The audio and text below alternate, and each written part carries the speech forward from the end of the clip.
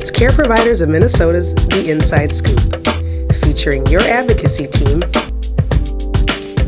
Patty Cullen, Toby Pearson, Aaron Bowie, and Todd Bergstrom.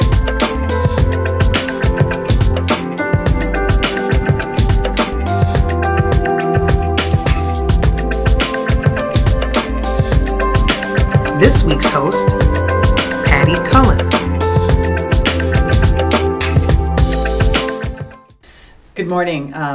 I'm the substitute Inside Scooper, hopefully for the last time for this legislative session. There may be a special edition Inside Scoop if we have up-to-date information that the legislature is finally done.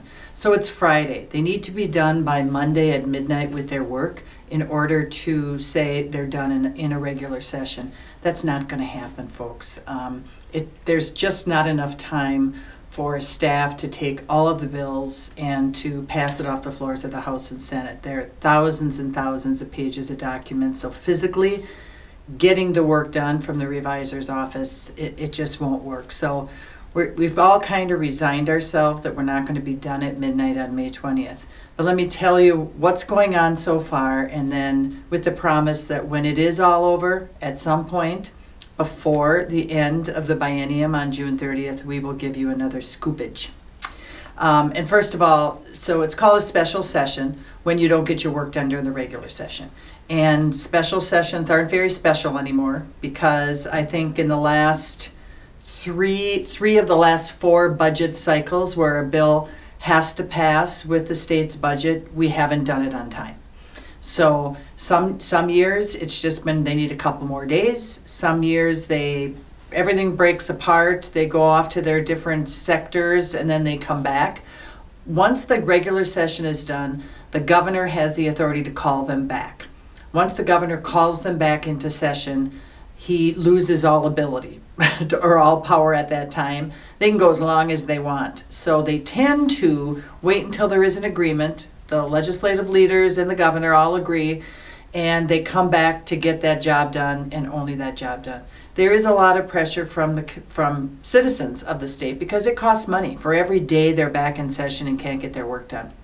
We were hoping with big deals early in the session on early deadlines that this would be a different year, but there's a fundamental difference right now. We are the only state with a split legislature by 2 parties. One's in the majority, the Republicans in the majority in the Senate, the Democrats in the majority of the House, the only one in the country. So we wanted to look good to say it can be done, and they have been meeting in good faith. They have been working through the $2 billion of differences, but there are some significant tax and spending issues still in play, including the proposed cuts to nursing facilities.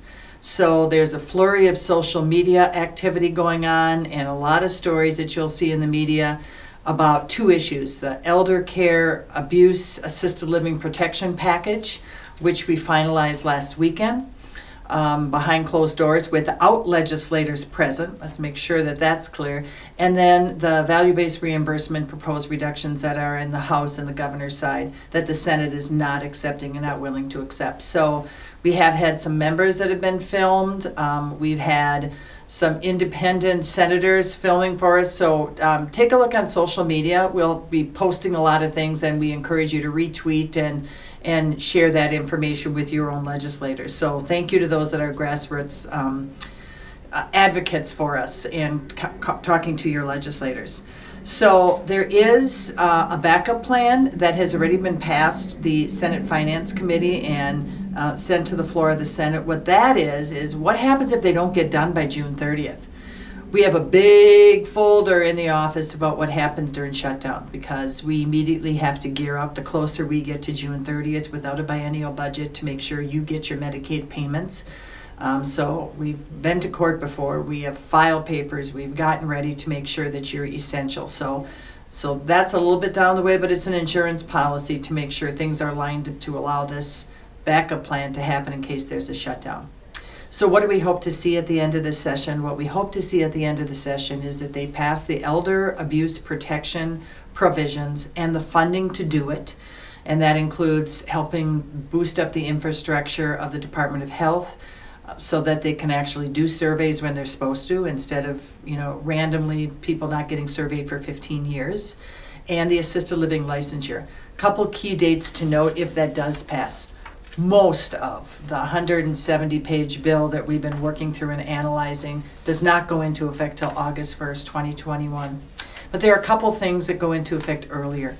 And the first thing that goes into effect is would be a compensation fund started for housing with services entities if there's been maltreatment at a certain threshold that has been substantiated. And the maltreatment fund means the fines that you would generally pay to the Department of Health, you would pay to the individual who has been harmed. And that's what level 3 or 4 is, that there's been serious harm or substantial harm under the maltreatment provisions. And then August 1st, the retaliation language impacts nursing facilities. It's a policy change on prohibitions against retaliation for families reporting things, for staff reporting things that have happened, and we'll do some training on that for sure for our nursing facilities. Electronic monitoring then goes into effect for all of our settings, all of our members on January 1st, 2020. So we're going to, and as well as starting in July 1st, the rulemaking will be starting for the provisions of the assisted living licensure proposal that really we need to drill down on the details. So we're going to be busy starting in June to make sure that you succeed. Our region meetings in June will highlight some of the things you need to know right away this year. And we are meeting as a staff next week to put together our work plan on how can we make sure that you are ready to go and prepared for each of these stages of impact. So the chances of passage, even though they still have not done a budget deal, we still believe that electronic monitoring and all the older adult protections will pass and will be signed into law. And we are still hoping that there are no nursing facility cuts. That will be the ultimate end game. We'll get a special edition once the bills have been passed the floors. But for right now, that's this week's Inside Scoop.